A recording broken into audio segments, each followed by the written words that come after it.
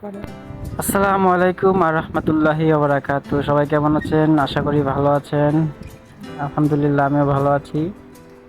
আমি দেখা যাচ্ছি আজকে আমাদের সেই ছোট ফার্ম, সেই ফার্মে শুধু আমার আম্মু একাই কাজ করে সামলায়। তো আমি একটু সহযোগিতা করব আমার আম্মুকে আজকে।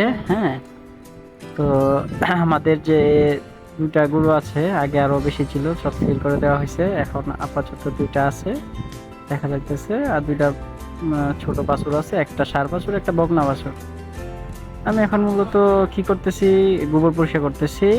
হ্যাঁ, তারপরে এটার পরিচর্যা করব একটু, এটারে পরিষ্কার পরিচ্ছন্নতা করব, সবগুলো একসাথে দিয়ে দেখাবো এবং কি কি করি, এটার ভিতর কি কি কাজ আছে। সকাল থেকে দুপুর পর্যন্ত অনেক কাজ, আসলে কাজের কোনো শেষ নাই। সকালবেলা ওঠার পরে কি করতে হয়, গোয়াল পরিষ্কার করতে হয়, গাভীকে গোসল করাইতে হয় এবং দুধ দোয়াইতে হয়। হ্যাঁ, দুধ দোয়ানোর বিষয়টা পরে আসতেছে, এটা আপনাদেরকে দেখাবো। এখন আমি আপাতত গোয়াল পরিষ্কার করতেছি, পানি মারতেছি। আমাদের পাম্প আছে, হ্যাঁ, ভিতরে মোটর বসানো আছে, সেই মোটর দিয়ে আমরা একটু গোসল করাই এবং পরিষ্কার পরিচ্ছন্নতা করি।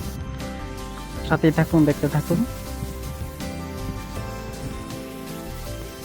আর এগুলোকে কি খাবার দেই, এগুলা আমি একটা পরের ভিডিওতে দেখাবো আপনাদেরকে। আর কেউ যদি একটু ভালো বুঝেন তাহলে আমাদেরকে একটু পরামর্শ দিবেন, কারণ আমার গরুগুলো একটু শুকিয়ে গেছে। হ্যাঁ, এই আর কি।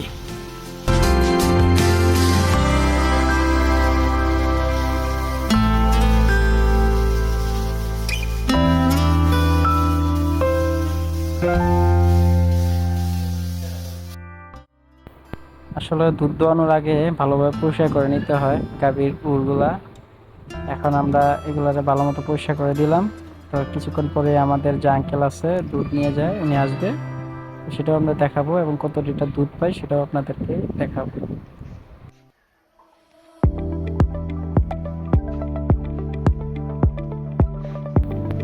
আঙ্কেল চলে এসেছে, তো এখন আমাদের দুধ দোয়ানো শুরু। সাথে থাকুন, দেখতে থাকুন।